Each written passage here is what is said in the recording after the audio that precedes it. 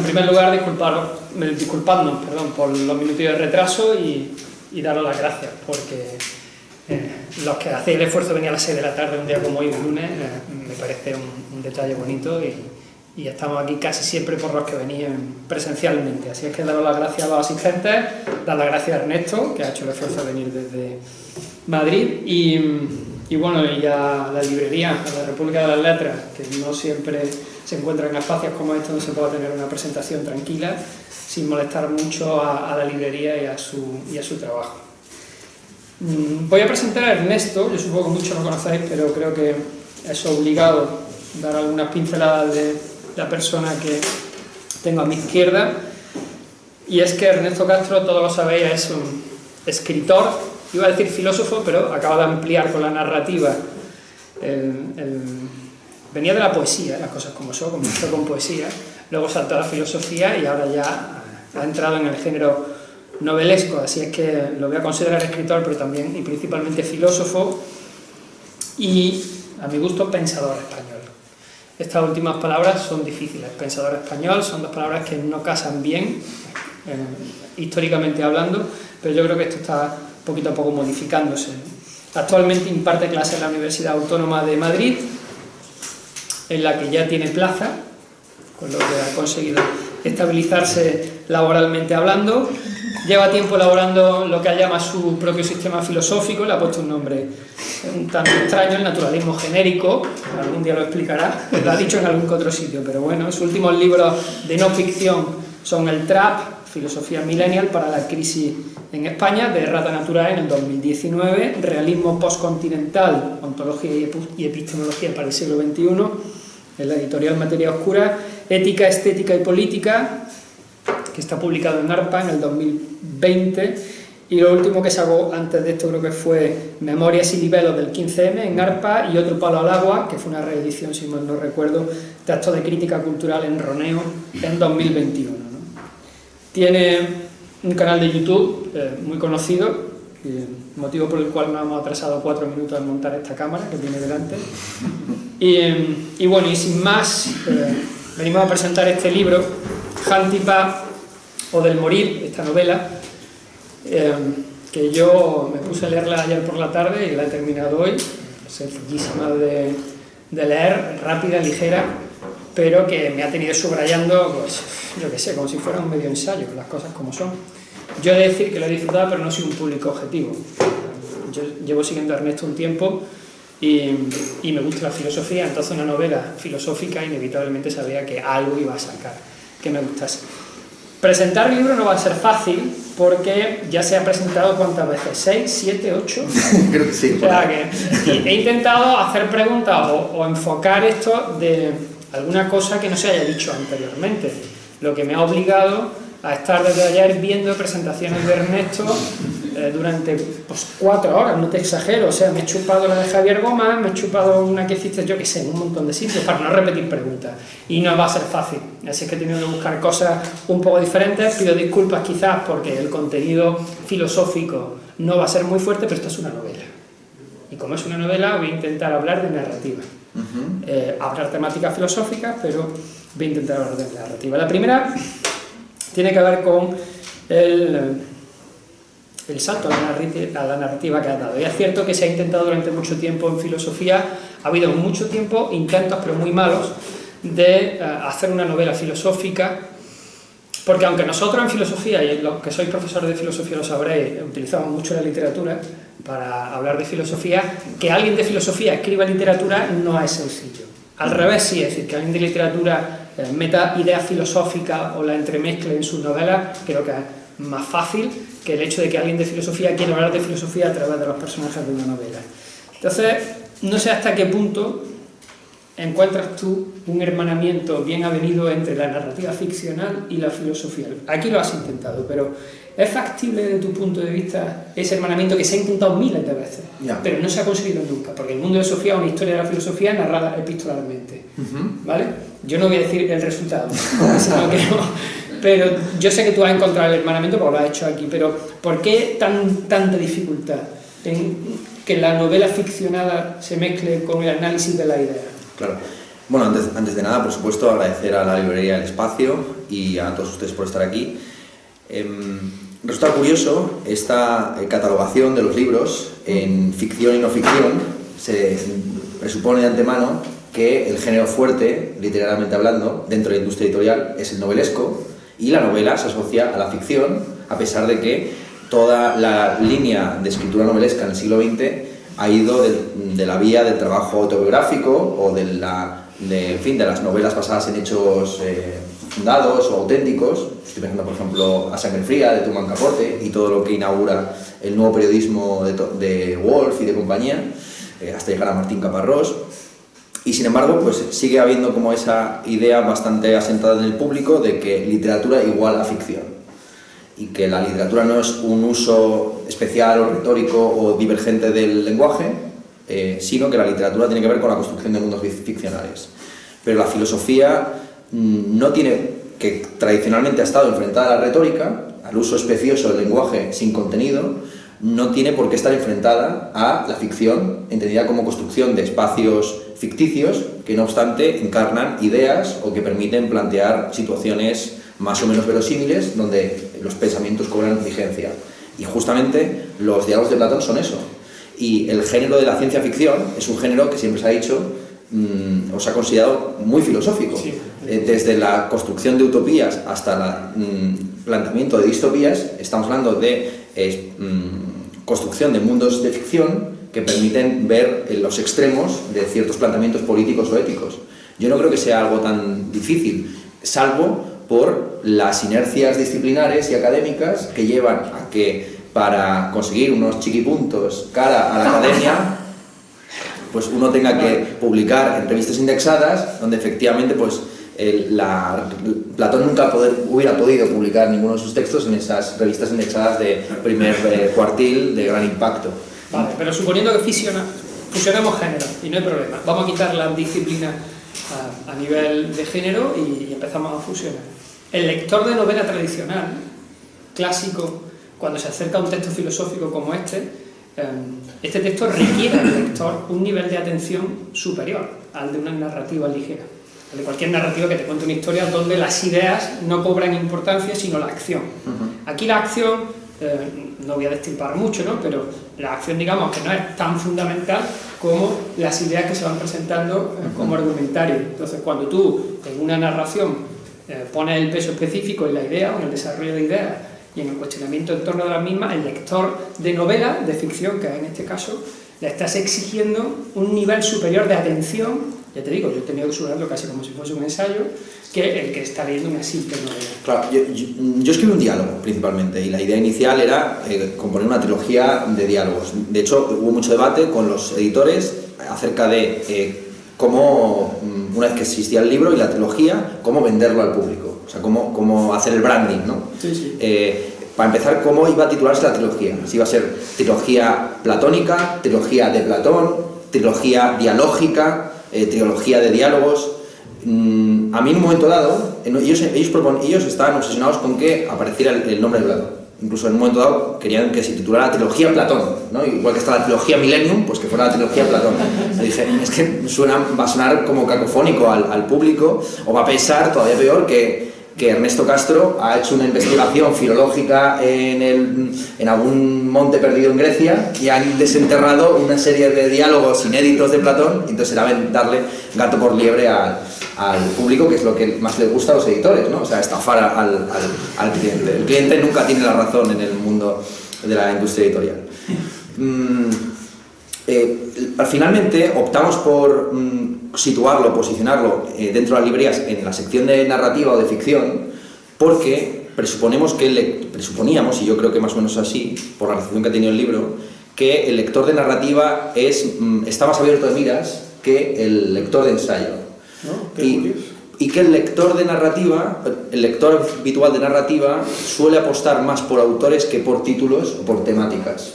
En Barcelona, donde se despacha siempre el moderneo más exquisito o pedante que uno pueda echarse a la cara, se ha inaugurado recientemente una librería llamada Finestras, Ventanas, y la sección de ficción es la que está ordenada de la A a la Z, por autores, mientras que la sección de pensamiento está ordenada por temas. Y tú has tenido que sufrir, como cualquier autor de no ficción, que no se te considere un autor por el que apostar a largo plazo por parte de una editorial, sino alguien a quien se le reclama textos por encargo. Y eso sucede mucho en filosofía. Los editoriales no apuestan por un autor que con una trayectoria publique o escriba novelas de 100 páginas o tratados o ensayos de 600, sino que apuestan por temáticas que ellos piensan que van a engarzar con el público. Y ahí es donde se dan de dientes cuando aparecen fenómenos de libros aparentemente poco vendibles, como el de Irene Vallejo, o como había sido previamente Imperiofobia, que con independencia de la calidad que nosotros reconozcamos en ellos, pues de luego engarzaron con temáticas aparentemente bizarras o extrañas que hasta entonces no estaban sobre la mesa, o el de la España vacía, etc. Los temas filosóficamente o ensayísticamente interesantes no son los temas de los que se habla, sino aquellos de los que se debería hablar, que son las apuestas personales. Entonces, por ese motivo, yo quise alejarme de la sección de ensayo, porque la sección de ensayo es una sección muy efímera, es una sección muy volátil, es una sección donde el público espera tesis, espera un autor, no espera un autor, espera más bien un dogma o una bandera o un lema de camiseta, prácticamente, ¿no? Entonces, esto lo cambia todo, ¿no? El Naomi Klein o libros de ese tipo. Y sin embargo, yo creo que el autor de narrativa está más abierto a precisamente libros donde la conclusión la tiene que poner el lector, como es en este caso. Y por ahí iría un poco la razón de esta clasificación al final puramente comercial. Eso, bueno, o sea, eso es lo que quería oír al final, que es un tema comercial, que donde tengo más proyección al final es meterlo en narrativa que en ensayo. Pero de todas formas... Porque no deja de ser una divulgación filosófica. Sí, a ver, todos los géneros, si se entienden rectamente, pues son amplios y híbridos y en ellos se puede hacer de todo. Esa es la teoría de Gomá, ¿no? Claro. La filosofía es un género literario. No, pero también el ensayo, si el ensayo por ensayo entiendes lo que hacía Montaigne, pero en realidad por ensayo hoy se entiende algo muy específico, que es un autor que tiene una tesis, va a desarrollar un par de capítulos más o menos doxográficos, historiográficos, hará alguno más de confrontación con el presente y por último presentará unas conclusiones que retomarán lo expuesto más o menos retóricamente al comienzo. Todo ello más o menos en una estructura clásica donde los capítulos comienzan con una anécdota o con una especie como de percha narrativa que luego se va a desarrollar teóricamente, ¿no? Ese es el canon de cómo escribir un ensayo actualmente. Entonces, a mí me interesa, creo que el género en el que los lectores reconocen actualmente más esa libertad que siempre tienen los escritores es el de la novela. El lector de narrativa ya va con esa predisposición a aceptar la inevitable flexibilidad del género, aunque inevitablemente hay tópicos, y los he expuesto y los he comentado ya demasiado, ya son clichés míos, pues como el lector de narrativa quiere siempre personajes fuertes, descripciones, tensión, conflicto, desarrollo, y hay gente que dice, para escribir esto, escribe una obra de teatro, ¿no? O sea, una novela tiene que tener descripciones, porque no te has pasado 30 páginas describiendo Auschwitz, como se te ocurre.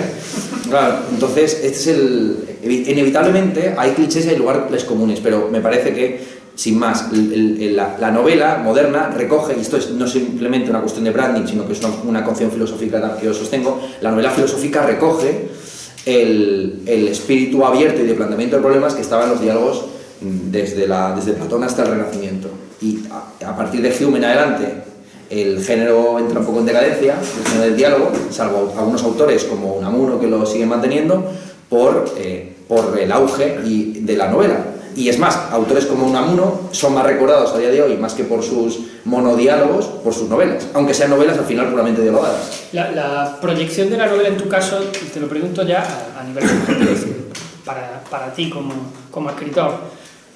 El ensayo, digamos que tiene esa idea de intentar concretar de alguna manera contigo mismo, aclararte conceptualmente algo, desarrollarlo, ver si la tesis se sostiene, comprobar, etcétera, etcétera. Con lo que digamos que hay un diálogo interno del escritor consigo mismo, ¿vale? Hasta que termina, lo entrega y ha hecho un ensayo de algo que le gusta, que quería investigar y quería profundizar. Eso es. En la novela, ¿has encontrado dificultad en que tienes que eliminar ese proceso para ponerlo a disposición del público? Si has pensado en el público mientras trabajaban, no el estilo, sino el hecho de considerar que hay que hacerlo novelesco, ¿se cambia esa percepción mucho? Porque aquí la exigencia del lector clásico de novela, que tú dices que es más flexible que el de ensayo, te puedo dar la razón hasta cierto punto, pero tampoco lo veo claro. Es decir, el lector de ensayo accede a las novelas con cierta facilidad. Tú eres, como yo, lector de novelas, y te has leído todos los clásicos, y a la novela la exiges también por cierto nivel, pero la lees. No sé hasta qué punto el de novela es capaz de subir a ensayo o no le interesa. Por eso digo que no sé, esa amplitud de categoría que se le da al lector de novela, que tú lo ves más flexible, no lo tengo yo tan clara. Pero en cualquier caso, no sé si cuando has escrito la trilogía has tenido en mente siempre, que quizá en el ensayo no se tiene, al lector. Sí, el proceso de escritura de todos mis libros siempre parte de una idea feliz o infeliz que me va a tener atado durante una serie de meses o de años a, primero, un proceso de documentación e investigación, y luego ya un intento de encontrar una voz propia en el ejercicio de la escritura, que lleva el tiempo que lleve, y que en mi caso está muy concentrado en los meses de verano, porque también no es lo mismo, digamos, un escritor que se sienta Tiempo completo, ¿no? un escritor a tiempo completo, que un escritor, como es en el caso mío, vacacional o estacional o estival, que realmente tan solo tiene libres de conferencias o de presentaciones de libros los meses de verano. Entonces es muy distinto, efectivamente, un escritor que todas las mañanas se pone al teclado y a ver qué sale, o a trabajar en la novela a ver cómo avanza, lo que hace, pues como lo que hace Javier Marías, que nunca corrige, que escribe una página y prácticamente la manda por fax al editor y va componiendo el libro. Manuel Vicent compuso así un libro con el que ganó el Destino, el premio Nadal de la editorial Destino, sí, que consistió en irle mandando lo que iba produciendo semana a semana al editor. No es mi caso, ¿no? Y yo siempre he tenido una fascinación por esos escritores de columna, esos escritores periódicos que se están desgastando su talento periódicamente en la columna o en la tribuna de opinión, etc. No, yo no soy capaz de hacer eso. Entonces, el proceso de escritura de este libro, igual que el del TRAP o el de Realismo Postcontinental, es me interesa el asunto de... Quiero escribir diálogos, sí. Punto primero. El modelo platónico es un modelo a seguir y actualizar en el presente, a ver cómo lo hago. Y me pongo a leer primero casi todos los diálogos que he podido encontrar desde Platón hasta el presente, y luego, a continuación, cuando ya encuentro ciertas figuras que pueden ser los personajes de las obras, de la trilogía, profundizo en el contexto, en la época, y hago una documentación temática de la muerte. O sea, me pongo a leer los tratados sobre la muerte y contextual o espacial. Me pongo a leer los textos o las crónicas o los recuerdos, las memorias de Auschwitz, en este caso, por ejemplo. Y de ese mix sale la voz mía, que es una voz más sentada en la documentación, y conforme a la exigencia también y el lugar que ocupa en la trilogía, sale un estilo u otro. En este caso es un estilo que pretende ser pedagógico o accesible, en el sentido de que desde el comienzo todo lo que aparece es, si no es conocido por el autor, por el lector, será conocido un párrafo más adelante, y no aparece un nombre propio que no esté contextualizado, que no se explique, sí, de dónde viene. En siguientes entregas sí que habrá más, pues lo que sucede muy habitualmente en la novela, que es que tú estás leyendo algo, no conoces los referentes históricos y te da también un poco igual. Vale, es que hay algo ahí, te lo preguntaba porque una de las cosas que me llamó la atención esta mañana cuando terminé de leerlo era que yo estaba cuando yo leo novela me relajo mucho, ¿vale? Sí. En tu caso un poco menos porque tienes que ir subrayando, pero me relajo mucho porque me gusta dejar mucho juego a la imaginación, por ejemplo, de la creación de personajes. Las 5 mujeres que aparecen en el libro tienen muy pocas descripciones físicas, pero es que el lugar en el que está casi que tampoco. Entonces, dejas muy abierto, es decir, es como si no hubiera dado, yo qué sé, las descripciones cerradas o el lugar. Esas 30 páginas tampoco valen, no estamos hablando de un Flaubert, pero sí es cierto que no pones adjetivos, calificativos en torno a quién era quién, cómo vestía, qué hacía, con lo que cuesta mucho trabajo encontrar, bueno, no tanto a mí, porque te creas la imagen, algunas las conocía, pero encontrar esa estética imaginaria mientras lees del personaje, como era el barracón, donde estaba sentado. Claro. ¿Por qué esa falta de descripción? ¿Es el proceso o directamente no he pensado mucho en el lector, sino en el diálogo y en los contenidos temáticos? Claro, por eso te lo he preguntado, porque tengo la sensación de que si el proceso es muy parecido a como escribían los ensayos, en el fondo hay una proyección inevitable de lo importante está en el diálogo, sí, todo lo demás carece de trascendencia. Sí, puede ser eso, y también que pensaba dejar el aspecto más lírico o erótico para las siguientes entregas, que están apoyadas en Fedro y Banquete. Claro, vamos a exponer brevemente, ¿no? Fedón, Fedro, Banquete es la trilogía platónica en la que me apoyo, y el Fedón, comparado desde luego con el arranque lírico del Fedro y con todo el asunto del erotismo en el Banquete, pues digamos las descripciones que en Platón no suelen ser muy abundantes, era más restringido.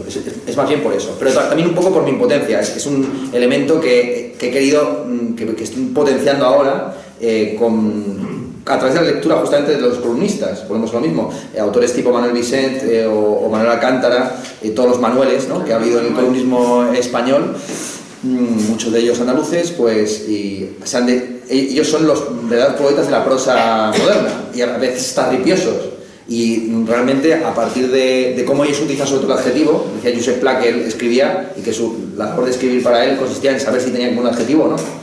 Y yo es cierto que he castigado y mucho los adjetivos, los he ido recortando bastante de mi escritura, y ahora los estoy empezando a recuperar. Vale, el libro tiene mucho que ver, y os lo digo a nivel de presentación, no solamente es un tema de extensión o paralelismo a los diálogos platónicos, las temáticas, como ya le ha dicho Ernesto, que era una de las preguntas que traía aquí, las temáticas están muy en paralelo con esos diálogos de Platón, que si no los conocen no pasa nada, o sea, no hace falta, y esa es la ventaja, de tener un conocimiento previo de lo que se va a hacer. Pero cuando terminas de leer el libro, como se desarrolla en el sitio en el que se desarrolla, y Edith Stein, que es la protagonista del libro, pues le pasa lo que sabemos que le pasó en su momento, fue gaseada. Te voy a decir, el estado de ánimo que te deja el libro no es que sea un pozo muy agradable, es un tema mucho más intelectual. Entonces la selección temática te iba a preguntar por ella, pero ya me la ha aclarado. Es decir, no aparece la palabra felicidad nada más que una vez, creo que la he contado, y aparece la palabra felicidad en todo el libro una vez. El concepto ánimo tampoco aparece, casi en ningún sitio. La palabra virtud en algún momento se intuye, no está de fondo, y casi todo tiene que ver con cuestiones éticas. Es un libro, es un manual de ética, sobre todo las primeras 100 páginas me parece muy pedagógico, es decir, la verdad. Cualquiera que quiera entrar un poco en los problemas, los dilemas éticos que se trabajan en filosofía, aparecen, pues, yo que sé, desde el dilema del tranvía hasta la falacia hitleriana, que estaba ahí muy bien puesta. Pero luego se dedica la segunda parte a una cuestión más metafísica. Hablar de la muerte y hablar de Dios y de la religión católica, ¿no? Para ser un género de novela, la religión en el siglo contemporáneo me ha parecido una lección muy arriesgada. Sobre todo porque las últimas 30 páginas son un poco duras en ese sentido, quizás, ¿no? Como de teología. ¿Por qué la religión, por qué esa discusión en torno a la existencia de Dios? Hombre, yo entiendo que en el contexto en el que lo metes está obvio, ¿no? Pero si te vas a Platón, la discusión con el alma aparece, ¿vale? Las partes del alma, y si con terreno, pero ¿qué te ha hecho llevar a la religión en el siglo XXI cuando estás de modelo entre la narrativa contemporánea? Y si hablamos de filosofía, ni te cuento, ¿no?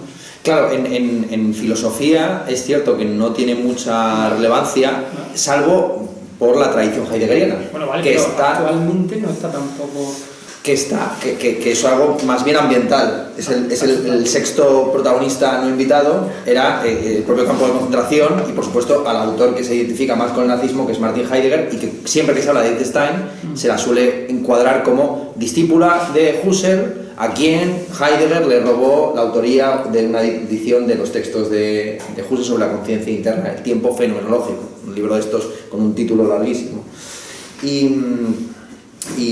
Sin embargo, yo no estoy tan de acuerdo en que la muerte no sea un tema de la filosofía contemporánea. Lo que me di cuenta trabajando sobre el realismo postcontinental es que muchos de estos autores, empezando por Kenji Miyazu, el fundador básicamente de la corriente, están bastante interesados en este asunto, y él habla del dios de los filósofos, el tercero, el cuarto gran acontecimiento que sería la resurrección de los muertos, en fin, una serie de asuntos que suenan muy frikis, y yo la primera vez que los leí lo son, pero que bueno, que siguen garzan con cierto retorno de la religión que empezó en los años 90 con el posmodernismo mediterráneo, porque no es lo mismo el posmodernismo anglosajón o francés que el posmodernismo español o italiano, con Bátimo, con Eugenio Trías, que es un posmodernismo del límite, que reconoce la finitud humana y se abre al contacto con algo infinito, que puede ser la posibilidad de la inmortalidad del alma, y Dios como lo totalmente otro. Lo que algunos llaman, Janicot tiene un texto sobre ese asunto, el giro teológico de la fenomenología francesa, y que estudia pues cómo, sobre todo también de la tesis doctoral de Juan Pablo II, en Francia y también en Polonia hay una reinterpretación teológica de todos estos asuntos. Sí que es cierto que, insisto, de Dios se habla más bien en ese perfil fenomenológico y no tanto en el asunto escolástico, teológico duro, clásico, que es como se expone aquí. Pero me parecía que un bonito homenaje a Platón recuperar todos estos asuntos de las partes del alma, de la multiplicidad o unidad del yo, que inevitablemente en su última expresión son debates más teológicos que de filosofía de la mente. Me parece que la filosofía contemporánea, al querer dejar de ser ancilla teológica, al querer dejar de ser esclava de la teología, pues ha perdido partes fundamentales de su discurso que están flotando por ahí y que engarzan bastante bien con angustias reales de la población. Y el retorno a la religión o de ciertos cultos mistéricos, sea la astrología, sea el reiki, sea el tarot, pues están ahí y tienen una línea de investigaciones filosóficas que merecería la pena explotar. Bueno, tú la explotas muy bien, sobre todo te digo, en las últimas 30 páginas. Hay algo de la novela que, bueno, ya lo has dicho en otras ocasiones, por eso no me repito las preguntas que están en otros diálogos. Tiene que ver con, ha elegido el género del diálogo, que me parece muy complicado. Para mí en narrativa hacer natural un diálogo es de una intensidad que pueda leer con cierta naturalidad y comprenderlo. Pero al igual que en Sócrates, es decir, cuando Platón pone en boca de Sócrates en sus diálogos las interlocutoras y las temáticas, es cierto que yo no lo sé, porque es muy difícil de saber si en su contexto contemporáneo el realismo de esos diálogos era dentro de la academia su cotidianidad, pero me pasa lo mismo con tu novela. Claro. Es decir, me pasa lo mismo que no sé hasta qué punto esto que tú me planteas aquí, que me parece de una intensidad intelectual muy bonita, se puede plasmar en el plano de lo real. Claro. Y además que el lector no acepta bien un realismo total en el diálogo. De hecho, una de las grandes quejas es que haga uso de coloquialismos y en ese caso por anacronismo. Exacto, por anacronismo. Más por anacronismo que por otra cosa. El pescadito frito. El pescadito frito, claro. Metes ahí un pescadito frito. Claro, pero desde el comienzo pues ya hay juegos de palabras y expresiones que en sentido en español. Estamos partiendo ya del anacronismo de que son dos alemanas, una francesa y una checoslovaca que presuntamente están hablando de gran filosofía cuando algunas de ellas ni siquiera saben alemán, ¿no? ¿En qué idioma están hablando del esperanto? ¿En qué idioma están hablando exactamente? Y entonces se juega ya de ese... O sea, es un poco como en las películas de Spielberg. También quería emular este asunto de que en las películas hollywoodienses acerca del Tercer Reich no se visibiliza, porque sería imposible, el gran Babel lingüístico que eran los campos de concentración y exterminio, donde había tropecientos personas hablando idiomas o acentos, regiones, etcétera, metidos en el mismo espacio.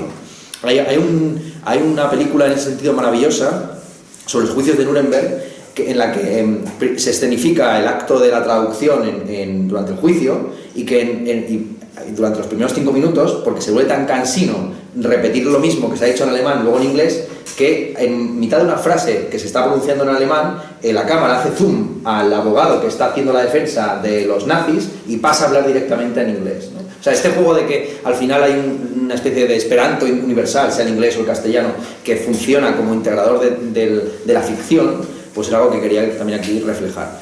Pero aquí iba. Muchas de las expresiones que yo tomo no son evidentemente propias del campo de concentración, pero sí que son propias de los años 40 y 50 en España. Mucho de lo que está ahí tomado, está expresado ahí, aparece tal cual en Entrevisillos, en el Jarama, en las novelas más conversacionales de los años 40 y 50 españoles, en la famosa literatura de grabadora, que se decía que los escritores de la época, como Sánchez Ferlosio, Carlos Martín Gaite, se pasaban por la calle grabando lo que la gente decía y lo transcribían tal cual al papel. Ahí hay también un asunto interesante, que es que la imitación del oral, porque al fin y al cabo la imitación del oral en época del siglo XIX iba de la mano de introducir faltas de ortografía o reflejar el acento en las expresiones tal cual. Mientras que desde Baroja en adelante es una cuestión más bien sintáctica, de cómo se compone la frase, más de que en lugar les quites las S finales o la C la conviertas en una S. Y esto es algo que yo llevo reflexionando desde que escribí el trap. Cuando escribí el trap me planteé si a Young Beef había que transcribirlo tal y como sonaba. Pero claro, si transcribes a Young Beef tal y como suena, pues también tienes que transcribir tal y como suena a Broncano. Pero claro, aparentemente Broncano, como es el presentador del programa y por lo tanto en un estatus cultural superior al pobre drogadicto entrevistado, pues se le debería traducir o transcribir con el castellano normativo, que no es el que él pronuncia con su acento de Jaén. Había un asunto también como del nacionalismo de las luchas étnicas o tribales dentro de España, que me parecía interesante y que fue lo que en última instancia me inclinó hacia el género del diálogo, como ese punto de fusión entre oral y lo escrito. Es muy complicado, como tú has dicho. Es muy complicado porque el lector no exige un nivel medio, pero muy difícil de encontrar entre el lenguaje literario y el lenguaje de los libros, básicamente, y el lenguaje de la calle. Como haces un paralelismo y has hecho una investigación seria de los diálogos de Platón y contextualiza o intenta, ¿no?, que Stein sea el Sócrates del momento, hay algo que me ha gustado a mí personalmente porque me dedico a la docencia, y es ¿por qué eliges que ella dé clases de alemán en los barracones donde el final es el exterminio? Es decir, ¿qué encuentras en la labor pedagógica, en este caso en Edith Stein, para que me ha parecido súper curioso que la hayas situado en ese contexto? Y luego, bueno, es verdad que la conversación, cualquier conversación tiene un fondo pedagógico, porque uno intenta sostener una idea y se intentan argumentar de alguna manera, pero es que en este caso es que ella da clases de alemán. ¿Por qué la pedagogía en un sitio donde ya no hay esperanza? Es decir, ¿qué papel te cumple? En algunas crónicas, en algunos recuerdos de los campos de concentración, se contaba eso, que había gente que sí que más o menos cobraba, no por enseñar alemán, pero sí, en fin, por a lo mejor dar un recital en yiddish o alguna cosa de este tipo. Entonces había digamos, cultura, había expert, igual que en la banda del Titanic siguió tocando cuando ya el barco estaba hundido, pues la gente tiene una inercia. Entonces si nos metieran a todos los que estamos aquí en un campo de concentración, los primeros días estaríamos un poco incómodos, pero volveríamos a nuestras inercias, y el que da clase de filosofía seguiría dando la chapa, y el que se dedica a producción de diseño digital pues seguiría buscando hacer una app para saber cuándo te va a tocar, para pedir la exclusiva del Ticketmaster en la cámara de concentración o de gas. Entonces así va la cosa. Le ofrecen a Edith Stein, igual que a Sócrates, adelanto un poco, pero bueno, si conocéis el diálogo de Platón es sencillo de interpretar, le ofrece la posibilidad de escapar de la muerte. Te va a tocar morir, lo tienes ahí a la vuelta de la esquina, pero al igual que le pasó a Sócrates, pues le dicen el día de su juicio final, hay una posibilidad de que escapes, que vamos a poner aquí. Y ella llega a argumentar cosas muy parecidas también a la de Sócrates en su momento, ¿no? Pero añade algo que Sócrates no añade, que es el concepto mártir.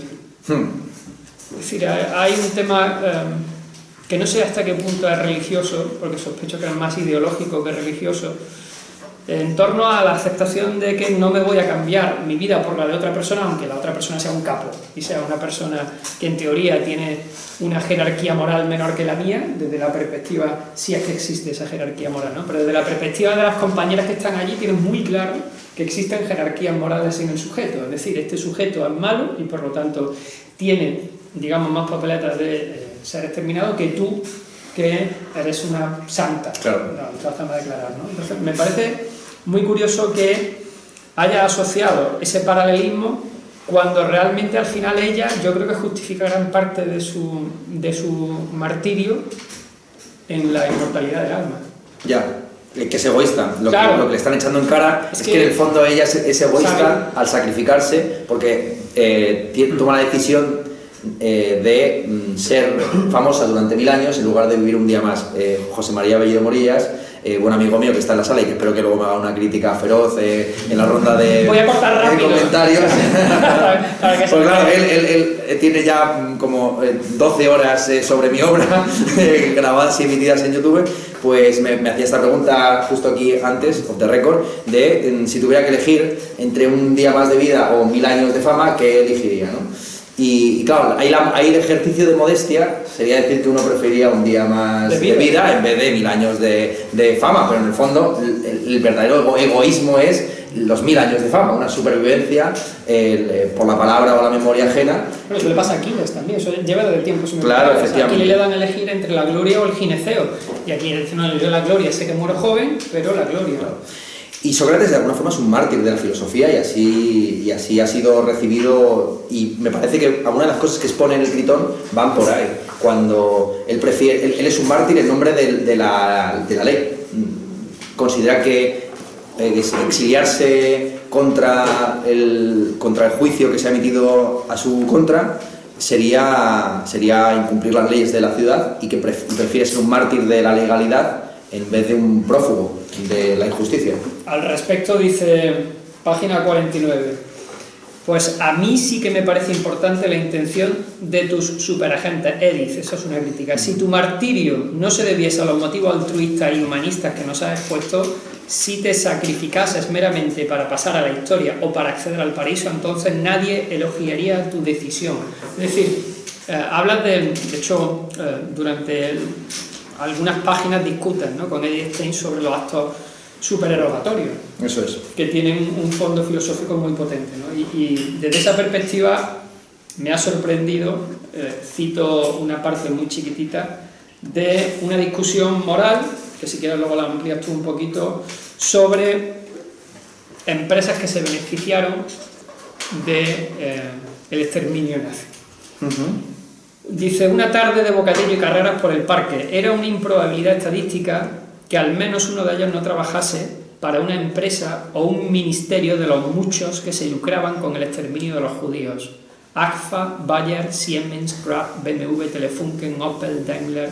No hacía falta que su padre o su tío o su abuelo fuese el encargado de extraer con unas tenazas los implantes de oro de la dentadura de los gaseados. El caso es que se beneficiaban, ¿no? ¿Hasta qué punto, no, la moralidad o inmoralidad de alguien que de manera indirecta se beneficia de un acontecimiento como este? Porque puesto así, de verdad que la argumentación puede valer para cualquier contexto histórico, como el de las mascarillas y las comisiones. Ya. Claro, yo creo que el libro tiene, no voy a prolongar mucho porque estoy aquí unos cuantos que venía a interactuar a refutar, sí. Yo tenía preparado unas cuantas cosas más, pero he intentado al menos que no sea repetitivo de lo que tienes ya publicado en internet. Pero sí he de decir que la novela a mí me ha resultado singular. Yo la describiría como algo diferente. Es decir, yo leo muchas novelas, pero no con una densidad filosófica como esta, que es asequible, que se puede leer, por ejemplo, en bachillerato, para comprender los dilemas morales, desde el dilema del tranvía pasando por cualquier otro, es decir, que se pueden entender, que se habla de epistemología, que tiene un fondo obviamente ético y filosófico muy interesante. A mi entender faltan muchos temas, pero ya me han dicho que van a llegar por las otras entregas, porque claro, sin ni felicidad, ni virtud, ni yo decía, claro, aquí hay un pozo que me falta temática, ¿no? Entonces, desde esa perspectiva sí recomiendo mucho el que os acerquéis a la obra, porque me parece que es muy accesible y es algo distinto en el mercado editorial de la narrativa. Así es que, Ernesto, si no quieres añadir tú nada más, paso a que te crucifiquen. Venga. Y si no, yo tengo más cosas preparadas, ¿eh? Si alguien ha leído o simplemente quiere preguntar, es el momento. Si no, salto yo a seguir con otro. Bueno, yo... Da igual, no os preocupéis.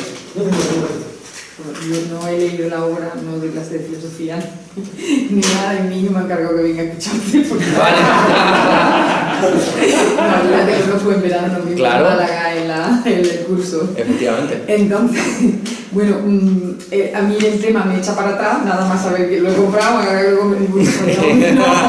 digo, y no porque que no esté de moda, está de moda. O sea, encima creo que además aborda una circunstancia que por Dios estamos viviendo, ¿no? Y te pregunto, sin haberlo leído, ¿te diriges más hacia una filosofía del mal, tipo Ana Carrasco Conde, vale, o hacia la idea que le ha dado, que a mí me parece interesante, que es la de filosofía y espiritualidad, ¿no? Que es, no está de moda en Occidente, en otra filosofía, es el planteamiento, ¿no? Bueno, aquí la espiritualidad, Pablo Adorso últimamente está trabajando. Sí, y además de Pancho Tuve también, te lo escucho.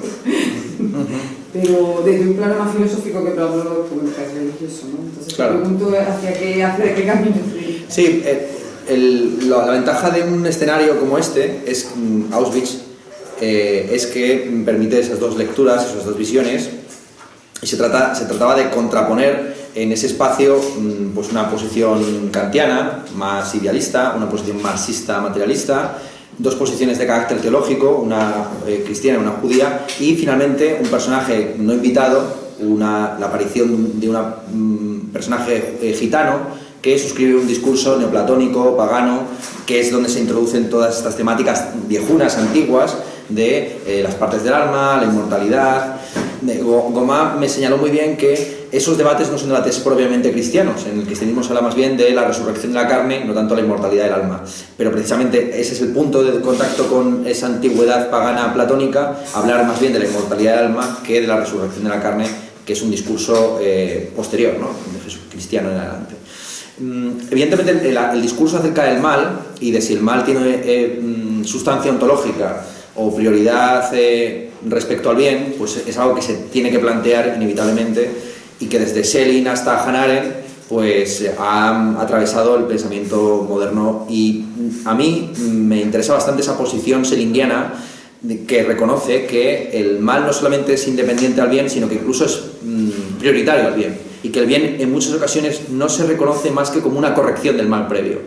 En fin, se empieza pecando para luego confesarse y a continuar terminar siendo un santo. Es decir, la santidad no es sino el pecado comprendido, ¿no?, o asumido o recibido, ¿no? Y los santos son aquellos que reniegan del estatus superior que se les quiere atribuir, ¿no?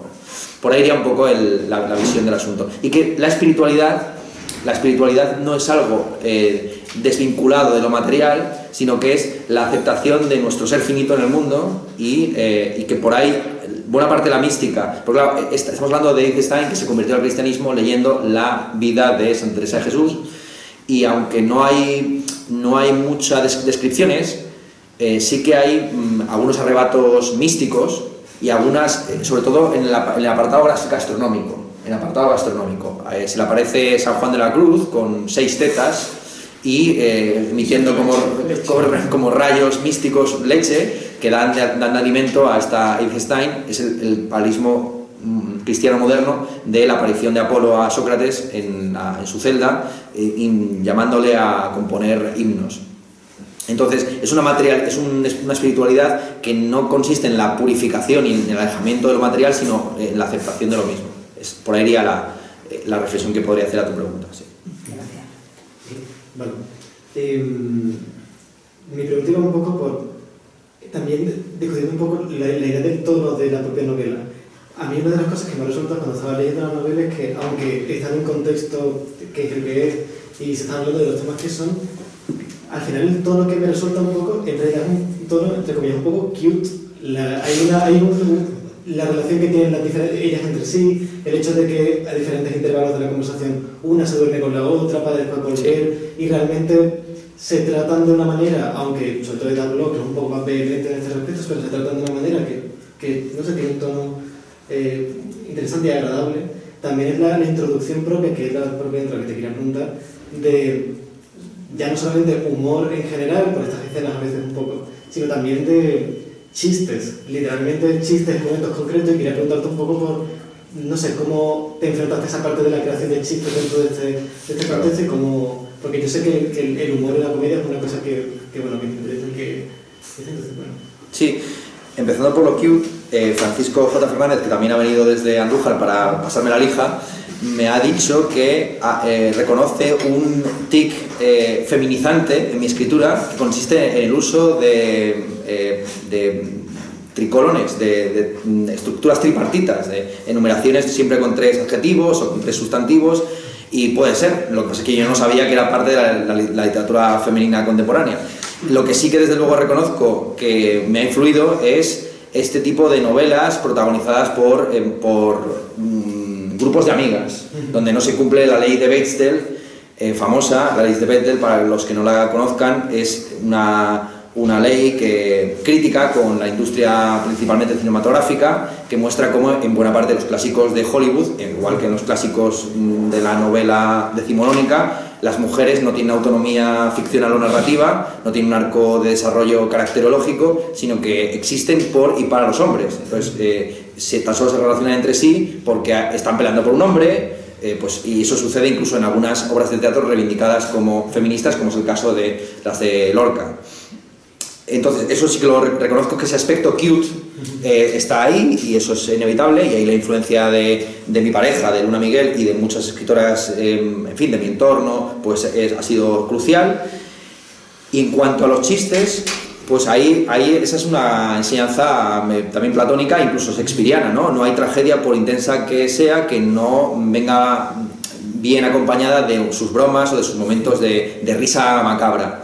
Incluso Beckett yo creo que es un gran maestro en ese sentido. Claro, buena parte del teatro contemporáneo ha renunciado al género del diálogo filosófico para entregarse en manos del monólogo dramático o de la instrucción misma del lenguaje, pues en autores como Beckett, como Antonin Artaud, etc.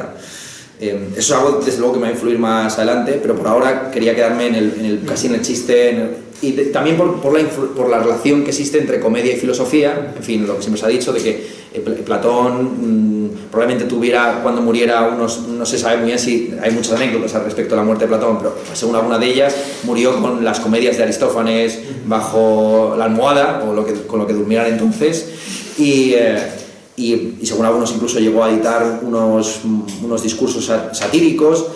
Para muchos el diálogo filosófico es una continuación del género del cómico, en el que un joven osado se enfrenta a un sabio revenido, escéptico, y así hace infinitum hasta llegar al presente. Entonces, por ahí iría y también que yo tengo una visión irónica del mundo, o humorística. Hasta ahora, de hecho, he escrito más bien en un género satírico y quiero aproximarme a un género irónico. Andrés Trapillo dice que en la literatura española hay dos grandes ríos. Está el Tigris, de la literatura satírica, que proviene de Quevedo, que consiste en burlarse del cojo, sostener que todos los españoles son cornudos, salvo uno, y todas las españolas son unas putas, salvo mi madre, que es virgen, ¿no? Y está el Éufrates, de la literatura irónica, de Cervantes, que en lugar de hacer leña del árbol caído, pues tiene un humor, si se quiere, de abajo para arriba, y que es sobre todo bastante redentorista o más empático respecto a los locos, a los sacrificados, a los esclavos, a los trabajadores. Y mi intención es que mi forma de entender el humor deje de ser satírica o sarcástica para acercarse a esa ironía un poco más benévola. ¿Había otras preguntas? Sí. Hola, me he leído el libro en 2 sentadas también, como José Carlos, y lo he acabado esta mañana, me estaba bañando, no voy a ahogar, me encuentran con el libro ahí en la bañera, como en la novela esta de Iris Murdoch, El Instituto del Filósofo, que es una novela que contiene muchísimos diálogos en la misma, lo que no se puede decir, por ejemplo, del árbol de la ciencia, el famoso diálogo que tienen que aprender los alumnos de bachillerato en lengua entre Incurrió y Sucido, o algunos diálogos de Rayuela. Lo digo por la referencia de eso, tu presentador, acerca de lo fácil que es meter la filosofía dentro de la narrativa. De hecho, creo que los filósofos tenemos que aprender de los narradores, porque en general los diálogos de los filósofos son absolutamente espantosos. O sea, el propio Platón, que es un genio, no es capaz de aguantar la tensión dramática puramente ideal y conceptual de los discursos. Antes lo comentaba, la diferencia que hay entre el primero y el segundo libro de la República y el resto es un auténtico tostonazo, ¿vale? Por no hablar de otros.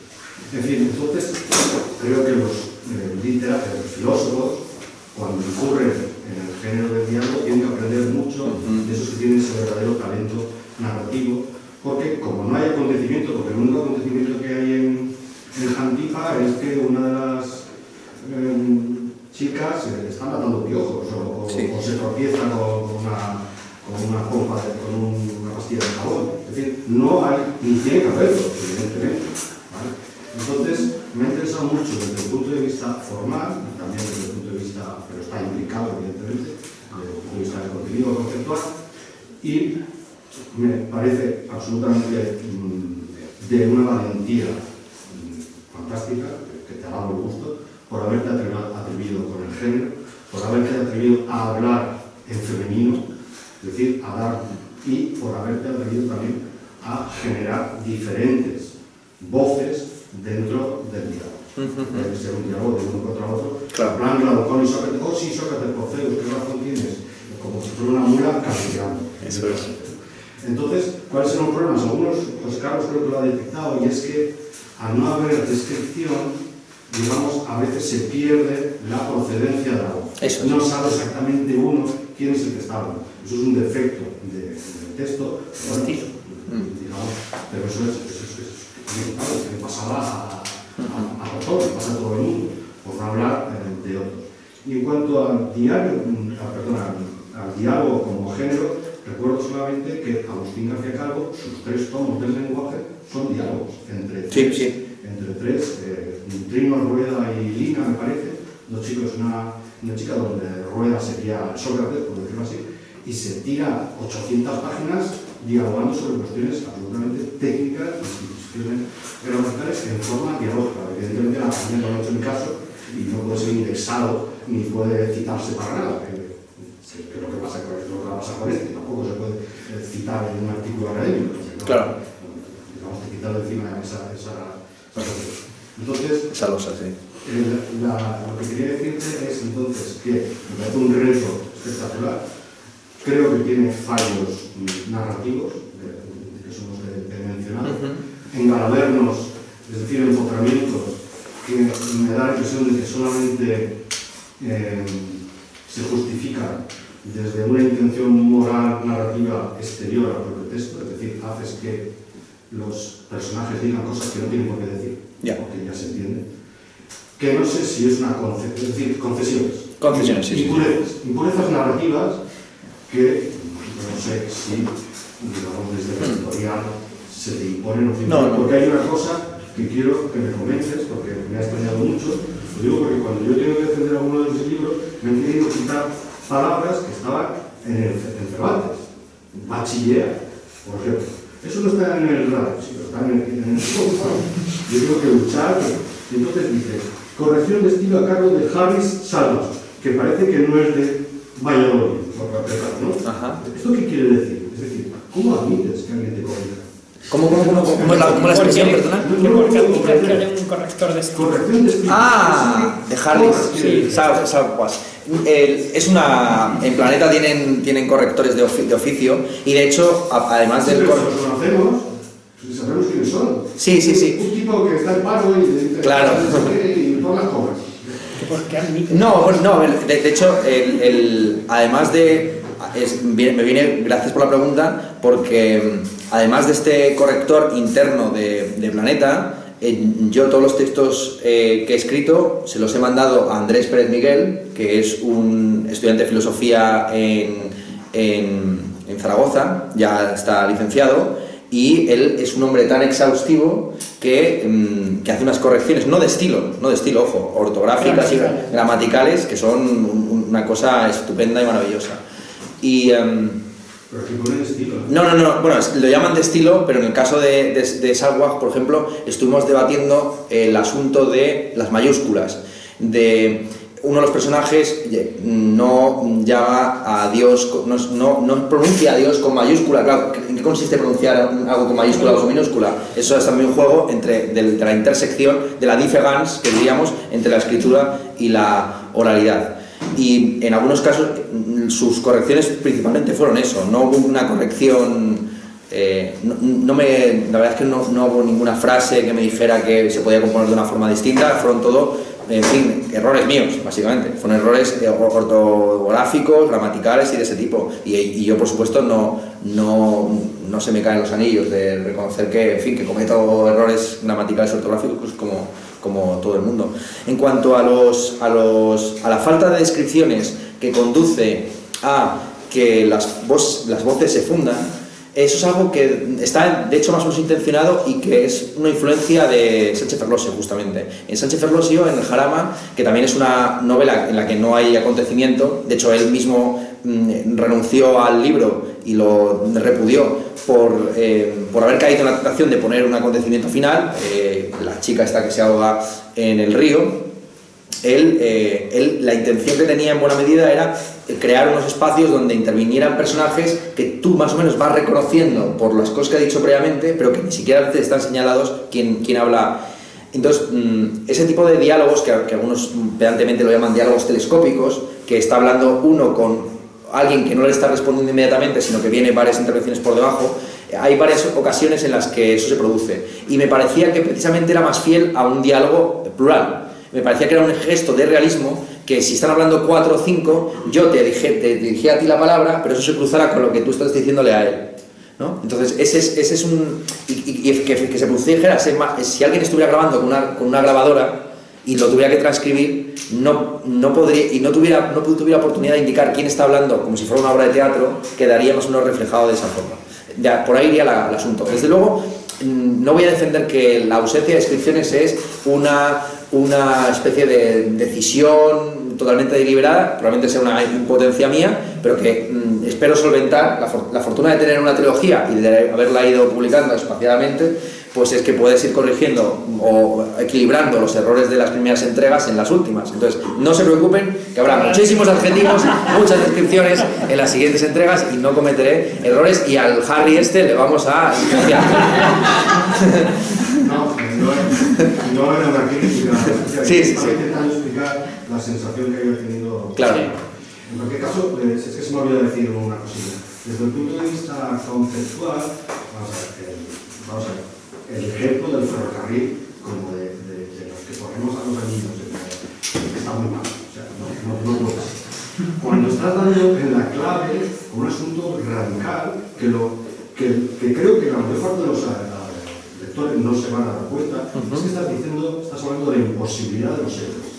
La imposibilidad de los héroes es el tema kantiano. La ética kantiana impide que haya héroes, porque la sujeción al deber es absoluta. Claro. Y si todos fuéramos héroes, que también es una cosa que se dice así de refilón y creo que tenías acá en la cabeza, entonces el héroe no sería excepcional. Claro. Tú tampoco sería héroe. Eso es. Entonces, y es un tema maravilloso, fíjate, de ferrocarriles y cosas de este tipo. Claro. Estaba expresado bajo de la temática de lo supererogatorio. Efectivamente, para Kant no existe lo supererogatorio porque aquello que es bueno es debido. Punto. Y ya está. Y no hay algo que sea simplemente como una elección personal, algo excepcional que puedes hacer o no hacer. Para Kant lo bueno es debido y punto. Pero quería evitar desde luego la invocación de los autores clásicos. Algunos inevitablemente tenían que aparecer, Platón debía aparecer sí o sí, Heidegger debía aparecer sí o sí, pero salvo referencias que tú dirías que son concesiones al lector, de decir, bueno, este personaje es kantiano, se dice que es kantiano, pero luego no se puede recuperar a Kant, o mencionas así muy de pasada de esto es la doctrina de la doble consecuencia, pues no quería que estuviera cargado de esos nombres propios de la tradición. Eso para mí era algo fundamental. Que no hubiera notas a pie de página. Leibniz también está por ahí. Claro, pues sí, por supuesto, Leibniz aparece al fin y al cabo los autores de cabecera de la temática esta de la muerte, de la responsabilidad ética. Hombre, como lector de novela yo creo que se agradece que no hayas cargado el texto. Claro. Es una ficción. Yo sigo pensando que hay que meterle la cabeza dentro de una novela. Y como novela, haber cargado con terminología filosófica muy profunda o con autores y referencias constantes hubiese sido convertirla en un ensayo. Claro. A mí me parece como la narrativa filosófica esa parte lo veo bien. Y fíjate, lo del el dilema del tranvía, es verdad, como lo explicamos en bachillerato todo el día y los que somos docentes lo conocemos, pues me parece muy obvio, una referencia tan simplona como obvia. Pero el que no conoce el dilema del tranvía y se encuentra con un dilema donde un tranvía va a atropellar a 5 y no sabe si lo cambia, oye, pues te da mucho que pensar. ¿Es una concesión al lector? Sí, pero es que yo no creo que sea mala. Y además que el asunto de la responsabilidad ferroviaria es algo, es algo fundamental dentro del Holocausto, ¿no? Cuando Latzman hizo su SOA, la mitad de la película se pasa en trenes de aquí para allá y claro, estos señores que iban conduciendo, llevando ganado humano de un punto A al punto B sin responsabilizarse, y todos estos campesinos polacos que veían pasar los trenes camino de Treblinka sin vuelta de esos individuos. Pero son los rumanos que en el tren iban dando vueltas hasta que se morían. El famoso, se comían claro. Entre ellos. Entonces el asunto ferroviario me parecía fundamental. Bueno, de hecho aparece en el libro varias veces Y incluso llega a justificarse la bondad de la muerte nazi frente a la bondad de la muerte rumana. Eso es. Es decir, dice, bueno, ya puesto a evaluar la jerarquía del asesinato, hay un tipo de asesinato que tiene una condescendencia más humanitaria, como el gasear a una persona para que no sufran, aunque sean los gaseadores, frente a el tranvía que mete a todo el mundo allí y los tiene dando vueltas hasta que los mata de hambre, de sed, y entre ellos se comen y al final se mueren.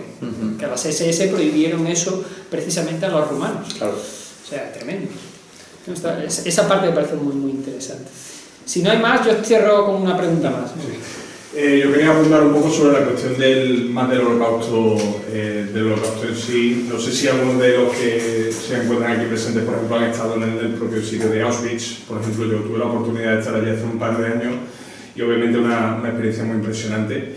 Y me quería referir un poco, creo que un comentario que realizaste en una de las intervenciones en las que presentaste el libro, que se refiere a la famosa frase de Adorno, ¿no? De que era de que escribir poesía después de Auschwitz, pues que era una barbarie, ¿no? Tú dijiste que eso no, que eso era una tontería lo que había dicho Adorno, sino que realmente era hacer filosofía después de Auschwitz. Era la verdadera barbarie, ¿no? Entonces me gustaría que comentase un poco más sobre este aspecto. Claro. También teniendo en cuenta la dimensión particular del holocausto, pero que previamente pues ya se habían producido también a lo largo de la historia con múltiples. Estoy pensando, por ejemplo, yo vivo en Turquía y estoy pensando con la cuestión del genocidio armenio, que de hecho pues, bueno, fue precedente y tuvo muchísima influencia luego para conceptualizar. Sí, claro. Sí. La influencia de los jóvenes turcos en el nazismo es muy, muy importante. Pues lo que te diría es que, desde luego, los filósofos se han obsesionado más sobre Auschwitz y sobre el Holocausto que los poetas. Los poetas siguen componiendo poemas a la amada y los poetuiteros no te digo ya, pero mientras que los filósofos, precisamente a partir de mediados del siglo XX en adelante, empiezan a cuestionarse si el mundo puede ser justificado racionalmente, asociando también filosofía a una visión hegeliana donde lo verdadero es el todo y donde todo lo que es real es racional. Pero claro, ¿qué tipo de racionalidad fue la que estaba en juego en Auschwitz? Ahí toda la influencia de la Escuela de Frankfurt ha sido más destructiva de esa visión analítica, explicativa y justificadora del mundo, que para la poesía que sigue cantando a los placeres, aunque sea consciente de que hablar de árboles cuando está estallando la guerra pues es una infamia, una indecencia, ¿no? Hay un poema de Bertolt Brecht sobre ese asunto, ¿no? Que nos perdonen las generaciones futuras, porque cuando estaban matando a nuestros compatriotas nosotros estábamos hablando de cómo entablar una discusión sobre mariposas y sobre árboles cuando está sucediendo lo de Ucrania o lo de Siria o lo de... Siempre hay lío por todos lados. Y los poetas lo saben y no se preocupan tampoco de justificarlo todo, sino que se concentran en su parcela. Yo te diría que principalmente esa es la reflexión que puedo hacer. Bueno, pues... Tú te tienes que ir a presentar tu propio libro. Es que en Córdoba es como en Madrid, ¿no? Que se dice a las 5 de la tarde en Madrid o das una conferencia o te la dan, ¿no? Pues... No, venga, terminamos. Sí, bueno, por rescatar un poco esa cuestión, y que aunque has hablado ya y justificado, ¿no? Yo creo que interesantemente tu decisión, ¿no? O el resultado de este libro y la variedad de descripciones y tal, quería preguntarte si puede haber quizás también una decisión quizás estética, ética, en la línea, ¿en qué línea? Precisamente ahora que ha sido Lanzmann y Shoah, ¿no? Pues quizás una renuncia a representar el holocausto, ¿no? Por ejemplo, como Lanzmann renuncia a la documentación, a hacer un documental, ¿no? A representar, si se me permite, ¿no? Retomar esta diferencia de Wittgenstein entre representar y mostrar, ¿no? No un representar, ¿no? Por lo tanto, tenemos también una pornografía de Auschwitz, claro. En un dedicarse en la descripción, sino más bien un mostrar a partir de los testimonios. Claro. Y quizás, no sé, te lo lanzo, puede haber en ti, o puede haber habido o no, una decisión también en ese sentido. Que es un rasgo estilístico del libro es evidente, y yo te puedo decir que no era intencionado, pero algunos lo consideran un defecto y otros lo consideran una virtud. Claro, al final el estilo es una desviación inevitable de la norma, que para algunos es una mejora y para otros es una degradación o una corrupción. Desde luego, lo que sí que te puedo decir es que esa perspectiva o esa visión del holocausto la tuve muy en cuenta, hasta el punto que hay un párrafo en el que hay una invocación al lector en segunda persona acerca de esta pornografía o de esta lagrimita, de este sentir lástima y buscar la empatía como aparente solución de todos los problemas, ¿no? Entonces sí, estaba presente, lo que no sé es si operó de manera inconsciente, desde luego conscientemente no, todo fue más bien inconsciente, sí. Lo digamos, a posteriori. Bueno, pues llevamos 1 hora y 10 minutitos. Si os parece, ahí están los libros fuera para que sean comprados y firmados como corresponden por Ernesto Castro. Sí, volver a repetir mi recomendación personal, si queréis acercaros a una cosa diferente en el género de la narrativa, es algo nuevo. Me parece que no solamente es atrevido, sino que agradezco como miembro de la docencia filosófica tener un pequeño manual narrativo para trabajar también temas morales de manera muy amena, y agradezco que te hayas decantado por este género porque abres una puerta nueva a los que nos dedicamos también a escribir, que yo creo que puede facilitar mucho el educar a un lector en torno a estas temáticas, es decir, hacer una pedagogía también de la narrativa con un contenido filosófico que por mucho que se consiguiese con esas cartas, que es el famoso libro del mundo de Sofía, ¿no? Que es el único que parece que cuando dice un libro de filosofía y todo el mundo te da el mundo de Sofía, y hombre, y cuesta digerirlo narrativamente hablando, pero desde entonces parece que no ha habido nada así, ningún intento fuerte, potente que pueda funcionar, y ojalá la trilogía funcione porque creo que nos va a ayudar a todos los que estamos aquí a abrir un nuevo camino. Así es que agradecer a la asistente, a la librería y a Ernesto por este ratito. Muchas gracias.